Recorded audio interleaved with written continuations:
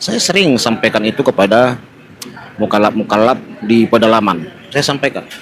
Dan banyak mukalaf itu berterus terang, iya betul Pak. Dalam ceramah, kadang-kadang ngajarin membenci Kristen, mengatakan kafir-kafir. Nah, mualaf itu bercerita, waktu saya Kristen tak pernah ada pendeta khotbah begitu. Tidak pernah ada panitia khotbah begitu. Menghina-hina, mengejek-ejek orang. Kenapa setelah saya mukalaf kok begitu gitu loh. Apalagi ada mukalaf itu yang pernah diajak untuk demo Ahok. Itu bagi dia aneh gitu ya. Karena waktu Kristen tidak ada ajaran mendemo-demo orang. Nah, setelah dia mukalaf, diajak-ajak mendemo untuk membela nabi, membela agama gitu saudara. Makanya dia heran, waktu Kristen saya dibela Tuhan, kenapa saya setelah mau kelab jadi membela Tuhan? Itulah, biar Kayak mana?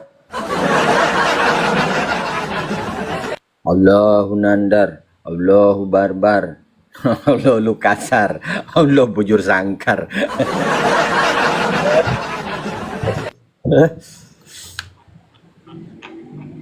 Kok aku yang disalahkan?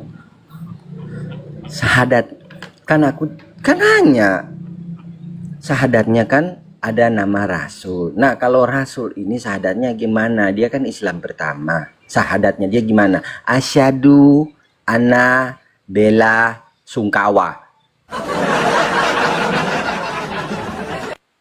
Asyhadu anna bela Luna Maya Lucinta Luna. Anjir.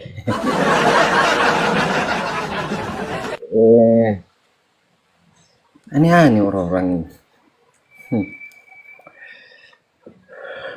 Makanya belajarlah, nanti ku ajari cara sahadat. Kalian kan bilang orang kalau mau masuk Islam itu harus sahadat. Nah, si mata merah ini Assalamualaikum warahmatullahi wabarakatuh. Berjumpa lagi dengan HMC News ya, channel Portal Berita yang menyajikan informasi seputar dunia debat lintas agama secara tepat, cepat, akurat, dan terpercaya.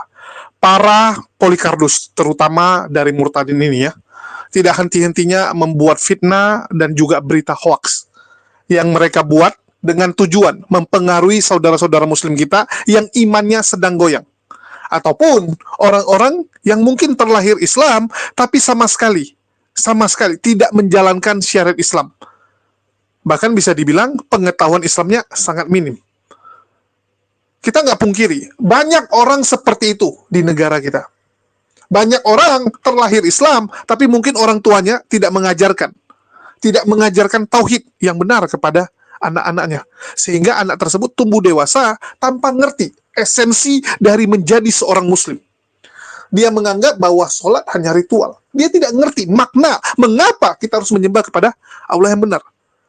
Itulah yang menjadi target dari para polikardus ini.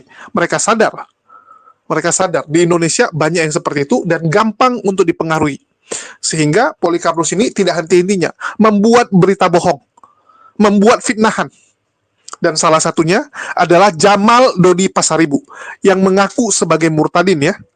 Dia mengaku sebagai murtadin, walaupun banyak orang meragukan bahwa dia pernah di Islam. Orang ragu. Yang pertama, karena pengetahuan Islamnya sangat minim.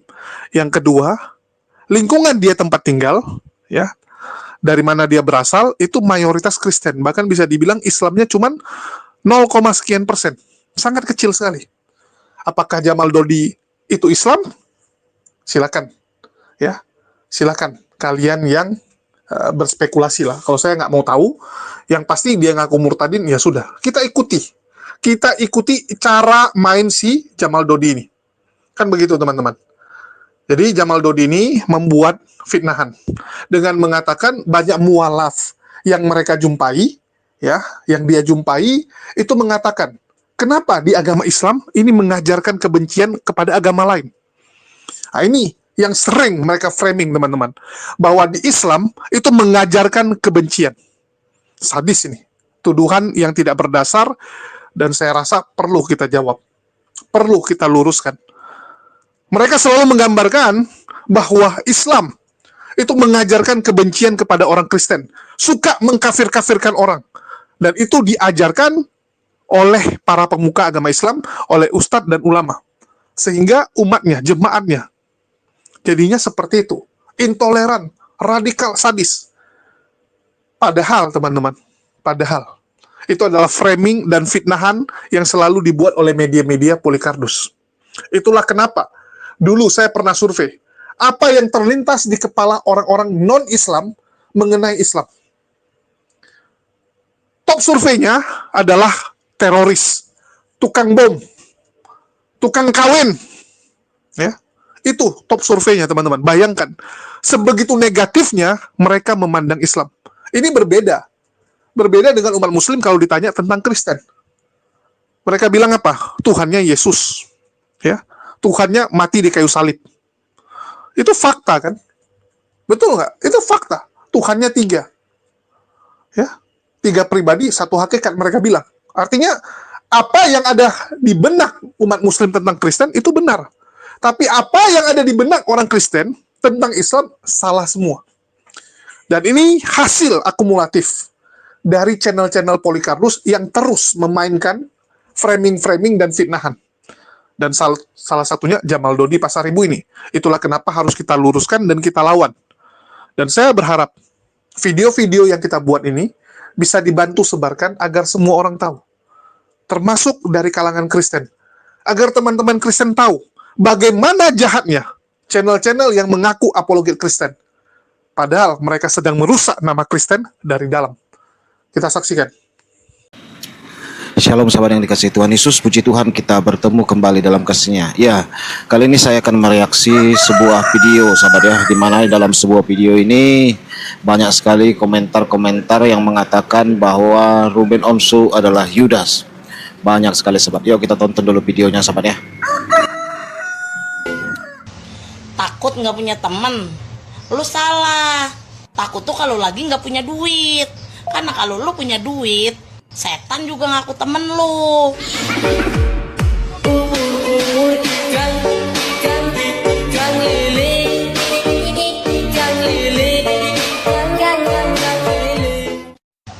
Takut nggak punya temen, lu salah. Takut tuh kalau lagi nggak punya duit. Karena kalau lu punya duit, setan juga ngaku temen lu. Gercep ya.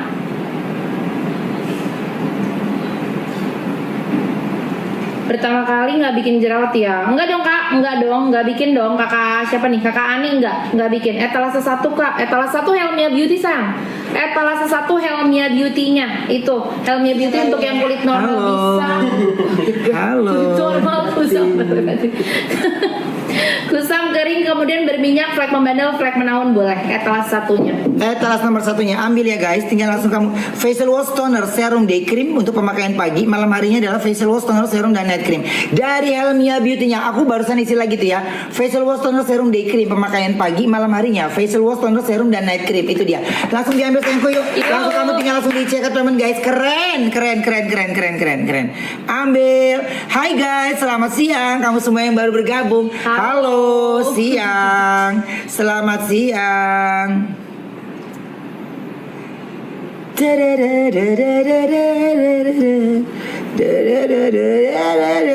Yes, Kakak Dewi, thank you. Terima kasih yang sudah payment ya. Yes. Thank you banget. Thank you banget sayangku. Itu dia ya. Guys, kalau Helmia Beauty untuk cowok dan cewek kak, yes, untuk cowok dan cewek. Dari usia berapa kak? Boleh 13 tahun ke atas sayang. 13 tahun ke atas. Kak Sharon, outfitnya ready? Ready kok. Aku mau.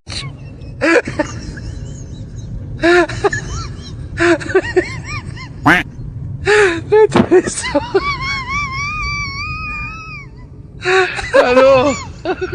Itu bisa.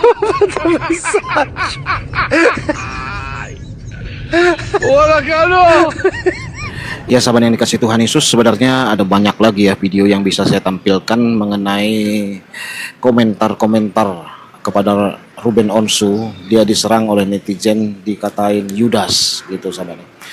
Saya tidak tahu ya apakah yang komentar-komentar ini adalah orang Kristen atau bukan, karena ada beberapa hal yang bisa kita lihat saudara ya.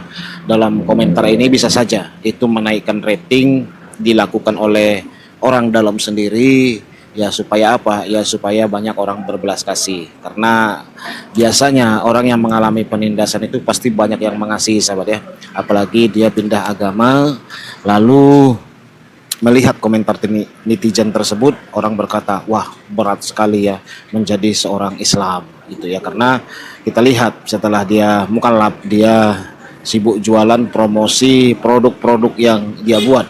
Saya nggak tahu apakah ada sangkut pautnya dengan pindahnya Ruben Onsu menjadi Muslim dengan produk-produknya atau tidak. Saya tidak mau mencampuri hal itu ya sahabat ya. Tetapi saya ingin mengomentari netizen ini. Pertama yang saya komentari, saya tidak tahu apakah mereka Kristen atau tidak, kan gitu saudara ya. Nah kedua, jika memang para netizen ini adalah orang Kristen, kenapalah saudara lakukan hal yang begitu gitu saudara. Kenapa? Tidak ada orang yang bisa bertobat kalau saudara ngejek-ngejek orang. Saya belum menemukan orang yang bertobat itu karena diejek-ejek sahabat, belum pernah. Justru kalau orang diejek, dibully, dihina-hina, semakin kuat dia sahabat. Itu di zaman sekarang ya, di zaman modern orang seperti itu. Mungkin di zaman dahulu ya, di zaman batu kita sebutlah, kalau orang pindah agama bisa saja dengan cara dipaksa ya, karena mungkin zaman dulu orang juga pendidikannya gimana gitu ya. Nah bisa juga dengan cara perang gitu ya saudara. Nah dilakukan hal-hal seperti itu bisa saja di zaman dahulu. Tetapi kalau di zaman modern, orang akan melihat kelakuan dan akhlak saudara untuk diikuti agamanya. Kalau kita sama dengan orang yang tidak mengenal Tuhan, ngejek-ngejek orang, menghina-hina orang, saya rasa tidak pantaslah sahabat kita sebagai orang Kristen begitu. Saya bersaksi sedikit ya. Kalau untuk mualaf-mualaf memang saya tidak terlalu sedih ya, tidak pernah terlalu hancur hati saya. Kayak Dr. Richard Lee, Bobot Santoso, Ruben Onsu ataupun yang lainnya. Ada dulu mualaf yang membuat hati saya sangat pilu sahabat, yaitu James Selose, vokalis band White Dove. Nah itu band Kristen sahabat ya. Saya penyuka musik-musik rock, dan awal-awal saya masuk Kristen, saya sangat sulit sekali beradaptasi dengan lagu-lagu rohani. Iya saudara, karena kebanyakan lagu rohani itu seperti core atau lagu-lagu simfoni musik. Saya merasa lagu-lagu seperti begitu kurang cocok di hati saya. Saya penyuka musik keras, musik-musik rock gitu ya. Nah ketika saya menemukan sebuah band Kristen namanya White Dove, saya senang sekali sahabat ya. Setiap hari bisa puluhan kali itu saya putar sahabat. Tiap hari lagu-lagu White Dove, band White Dove gitu saya putar, saya dengarin gitu. Saya senang sekali untuk membangun rohani saya. Beberapa tahun kemudian saya mendengar White Dove ini atau James Selose ini pindah agama. Saya sedih sekali sahabat ya. Sampai saya inbox melalui Instagram kakaknya, yaitu Jacqueline Selose. Tetapi tidak dibalas lewat Instagramnya. Lalu saya berdoa dan berpuasa, Tuhan tolong Tuhan, James Selose, jamah dia Tuhan. Saya berdoa bahkan berpuasa sahabat. Saya berdoa berpuasa. Jangan sampai karena komentar-komentar kita, karena jari kita yang mengetik ini, kekristenan menjadi tersandung. Nah itu saran saya sahabat. Jadi kalau Kristen tersandung menganggap Allah sama saja. Nah justru itu adalah hal yang membuat kita, saya sebagai pemberita kabar baik, kesulitan nanti saudaraku ya. Nah karena apa? Saya selalu menyampaikan Matius 7, dari buahnya lah kamu bisa melihat mana ajaran sesat, mana ajaran kebenaran. Saya selalu menyampaikan itu. Karena apa saudara ya? Karena itu adalah dasar dari kita mengetahui sebuah kebenaran untuk menentukan mana jalan kebenaran yang sesungguhnya. Itu dasarnya sahabat. Lihat dulu buahnya. Nah setelah saudara lihat buahnya, pertimbangkan. Saya sering sampaikan itu kepada mukallaf di pedalaman. Saya sampaikan. Dan banyak mukallaf itu berterus terang, iya betul Pak, dalam ceramah kadang-kadang ngajarin membenci Kristen, mengatakan kafir-kafir. Nah mualaf itu bercerita, waktu saya Kristen tak pernah ada pendeta khotbah begitu, tidak pernah ada panitia khotbah begitu, menghina-hina, mengejek-ejek orang. Kenapa setelah saya mukallaf kok begitu gitu loh? Apalagi ada mukallaf itu yang pernah diajak untuk demo Ahok, itu bagi dia aneh gitu ya. Karena waktu Kristen tidak ada ajaran mendemo-demo orang. Nah setelah dia mukallaf, diajak-ajak mendemo untuk membela Nabi, membela agama gitu saudara. Makanya dia heran, waktu Kristen saya dibela Tuhan, kenapa saya setelah mukallaf jadi membela Tuhan? Nah, itulah, biarkan Ruben Onsu memilih kepercayaannya. Bahkan saudara yang terkasih, kalau orang mau masuk neraka, ya biarkan saja, doakan gitu. Itu pilihannya saudaraku ya. Kekristenan ini adalah kehendak bebas. Kalau ada sanak pemilih kita yang tinggalkan Tuhan, tangisi, doakan, puasakan. Tak perlu saudara harus mengejek-ejek, menghina-hina, membuli dia. Tak perlu saudara, doakan. Ya sampaikan juga nasihat-nasihat gitu. Ya seperti yang dilakukan beberapa orang, kadang mereka panggil kayak kita murtadin, menjelaskan hal kenapa kita tinggalkan Tuhan. Itu pun kadang-kadang mereka salah tanggap. Begitu kita ceritakan, dia bilang kita menjelek-jelekkan gitu saudara ya. Ada pernah kita temuin mukalaf, Allah Pak sama aja Bapak jelekkan juga agama lama Bapak, katanya sama saya saudaraku. Nah saya terheran juga gitu ya saudara. Nah maksud kita begini, jadilah berkat, jadilah garam dan terang dunia melalui komentar kita saudara. Penginjilan di zaman modern ini tidak melulu hanya bisa berkhotbah sahabat, tidak melulu hanya bisa jadi influencer. Komentar saudara bisa menjadi pemberita kabar baik. Saudara bisa menginjil melalui komentar, melalui tulisan-tulisan saudara. Bisa saudaraku, itulah hebatnya zaman internet. Menginjillah melalui komen. Makanya ada dulu subscriber JP channel ini ya, dia selalu hadir gitu ya, memberikan kata-kata berkat di komennya. Saya katakan dia adalah penginjil melalui komentar. Ya, tidak apa-apa saudaraku, menginjillah, memberitakan kabar baiklah melalui komentarmu. Jadilah terang, jadilah garam dunia.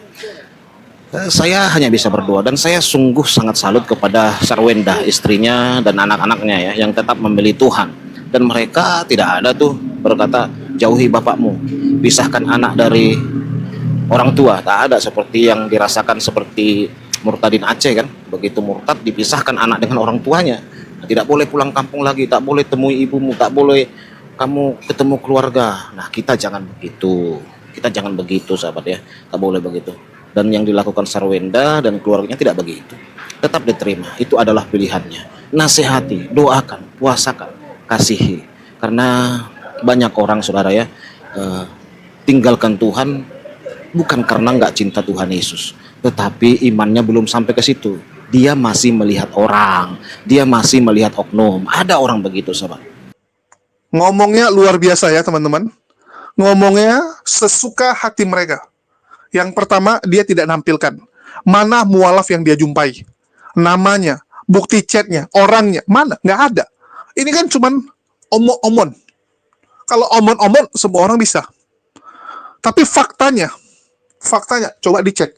Kalau memang mualaf tersebut merasa di Islam ajarannya malah mengajarkan kebencian, saya yakin dia pasti akan kembali, dia akan murtad. Itu udah fix. Ya, kalau ada orang baru mualaf terus menemukan di ajaran Islam, di ajarannya yang baru malah mengajarkan hal-hal yang tidak sesuai dengan hati nuraninya, dia pasti keluar. Karena Allah memberikan kita hati nurani untuk menyaring. Ya, menyaring. Allah memberikan kita akal untuk berpikir. Masuk akal nggak? Rasional nggak? Jadi kalau dibilang, di Islam diajarkan kebencian, ustadznya mengajarkan demo dan sebagainya. Sekarang yang jadi pertanyaan, demo terlarang atau tidak? Apakah demonstrasi adalah kegiatan ilegal? Coba saya tanya. Mengajak demo Ahok yang melakukan penistaan, itu tindakan kriminal atau tidak? Coba saya tanya. Bahkan dunia mengagumi bagaimana aksi yang dilakukan oleh umat muslim saat bersatu. Ya, saat bersatu mendemo Ahok, salah satunya aksi 212, itu dipuji luar biasa sekali. Bagaimana mungkin demonstrasi yang begitu besar dengan jumlah yang begitu banyak orangnya, tapi bisa berjalan dengan tertib. Ya, berjalan dengan tertib. Tidak ada satupun fasilitas umum yang rusak. Tidak ada rumput yang diinjak. Tidak ada sampah. Ini yang paling luar biasa. Tidak pernah didapati ya di demo negara manapun. Silakan dicek.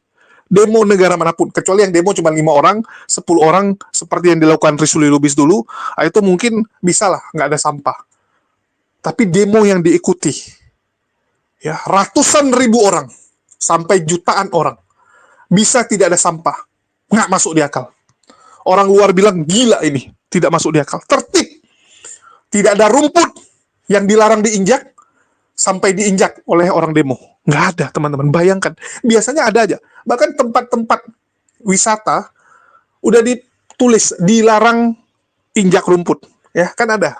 beberapa tempat itu ya, dilarang injak rumput. Itu aja kadang diinjak sama orang. Ini demonstrasi. Bisa tertib semua, luar biasa. Ya, jadi jelas teman-teman. Yang harus dilihat adalah tujuan demonya apa. Tujuan demonya, demonstrasinya nggak ada ilegal kan? Itu adalah pembelaan kami. Jadi kalau dibilang, loh waktu di Kristen kita dibela Tuhan. Di Islam malah kita membela Tuhan. Ini orang nggak pernah baca Bible-nya. Ini orang nggak tahu. Ya, nggak tahu apapun tentang perintah membela Tuhan yang ada di Bible.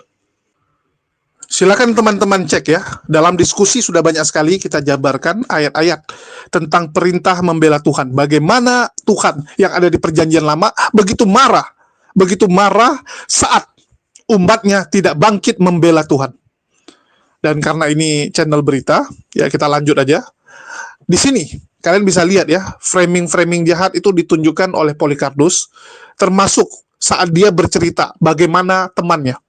Ya, temannya si Murtadin anak durhaka, yaitu Effendi Usman.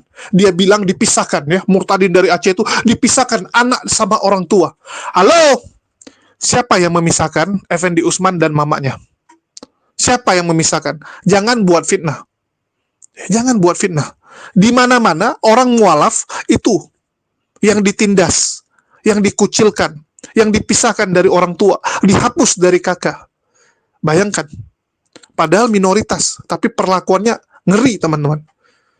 Jadi janganlah buat framing, buat fitnah, orang yang murtad akan ditinggalkan, akan dipisahkan dari orang tua. Halo, saya kemarin baru nangani salah satu kasus ya. Seorang wanita dipaksa masuk Kristen, terus saat si perempuan sudah sadar mau kembali ke agamanya, sekarang dipisahkan dengan anaknya. Ya, ada si Nada yang ditolong dari Pulau Samosir. Ya, mungkin teman-teman sudah nonton juga di channel Jadid HMC. Jadi udahlah, hentikan omong kosong kalian. Kalau kita bicara kasus Effendi Usman, ya, Effendi Usman itu anak durhaka yang pertama. Yang memisahkan antara ibu dan anak itu dia sendiri. Dia pergi dari kampungnya. Dia tinggalkan mamanya tanpa sama sekali bercerita. Tanpa sama sekali petunjuk kemana dia pergi. Dia main tinggalkan mamanya begitu saja. Bayangkan, single parent, mamanya udah tua. Dari kecil, ya dia dihidupi sebatang kara. Mamanya berusaha berikan yang terbaik untuk si Effendi Usman. Tapi apa yang dilakukan Effendi Usman? Air susu dibalas air tuba. Saat dia mau murtad, dia tinggalkan mamanya. Ya, tidak ada komunikasi.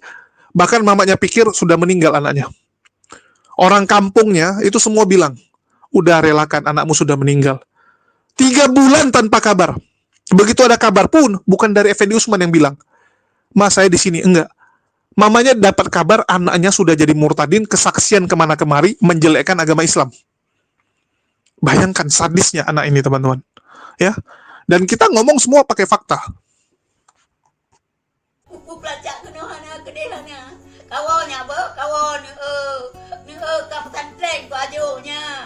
Anakku putih dia kau pesantren daya ulumudin wajib kawannya awal terkaya kubunya beberapa yang dia kubu kadang timbangan tidak tua aku kawan berterbuka agama Islamnya berterbuka hati ke agama Islam. Ketika saya diketahui oleh publik khususnya masyarakat Aceh, mereka benar-benar menyadari saya ini menjadi orang Kristen, bahkan saya sudah menjadi seorang evangelis. Mereka datang ke rumah saya, mereka datang ke tempat mama saya, mereka memvideokan mama. Nah, di video itu sebelumnya abang saya tidak bisa nonton video itu. Setiap saya nonton saya selalu menangis. Saya ingat sekali sama mama, saya sangat rindu sama mama, rindu sekali.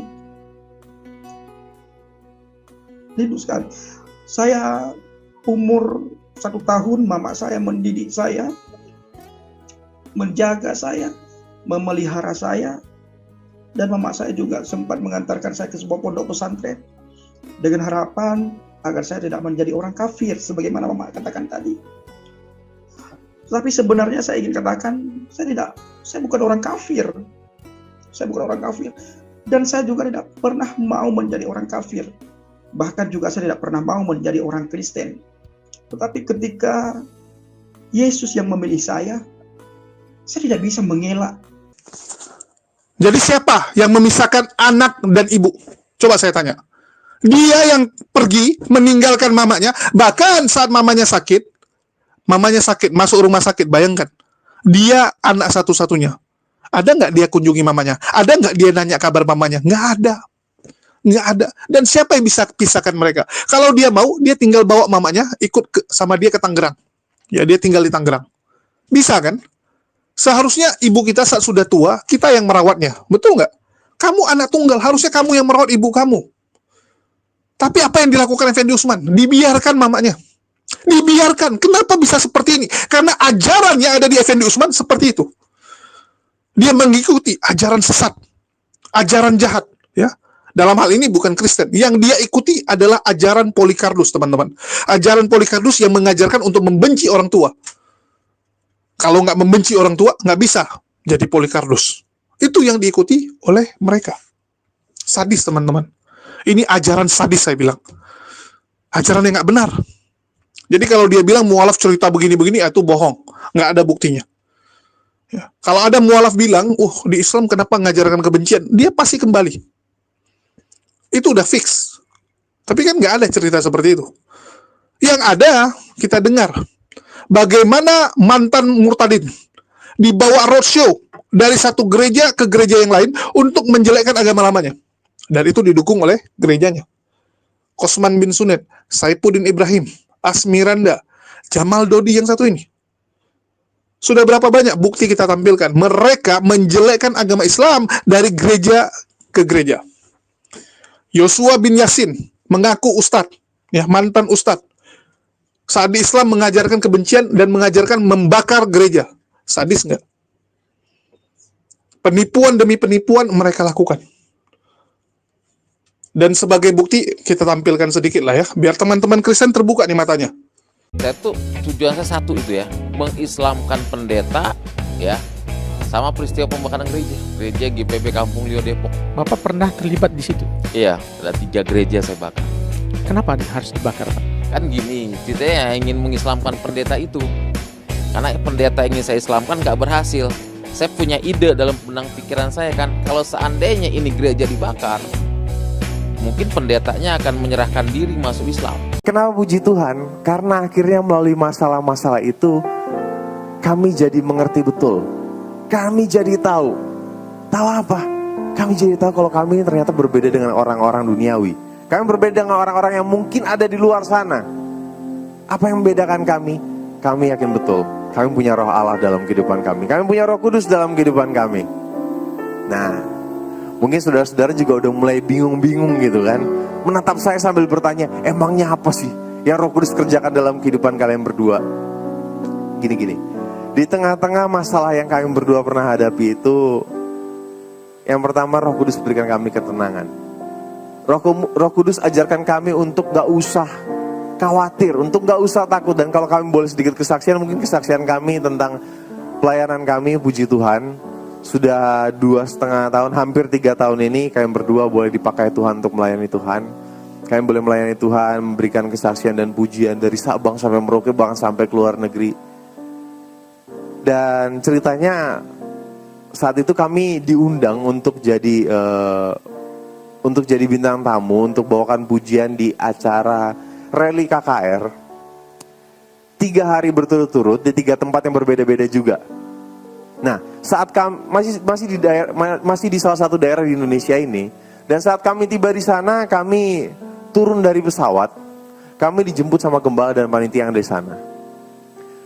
Tapi kami dijemput dengan wajah-wajah yang gimana ya? Kalau saya boleh bilang tuh, bahasa Inggrisnya bilang wajah-wajahnya agak sepet. Iya, sampai saya ngomong sama istri saya, aduh sayang, kita salah apa nih sayang? Kok kita dijemput tapi mukanya kayak gini? Bener aja, belum sempat kami ngomong apa-apa, kami langsung ditarik sama gembala dan panitia yang ada di sana untuk istirahat di salah satu coffee shop yang ada di bandara itu. Saat kami duduk di coffee shop itu, gembalanya belum sempat ngomong, Shalom Vano, Anda gimana kabarnya? Gembala langsung bilang gini, Vano, Anda, kalian berdua jadi TO. Saya bingung, saya tanya, maksudnya jadi TO gimana Om? Iya Vano, ini kalian berdua jadi TO mau dibunuh. Saya makin kaget, saya tanya lagi, maksudnya mau dibunuh gimana Om? Jadi gini Vano, ada beberapa orang atau ada sekelompok orang yang beranggapan karena istri saya ini memutuskan untuk mengikuti Yesus Kristus, maka hukum mereka istri saya ini darahnya halal untuk diminum. Dan gak sampai situ,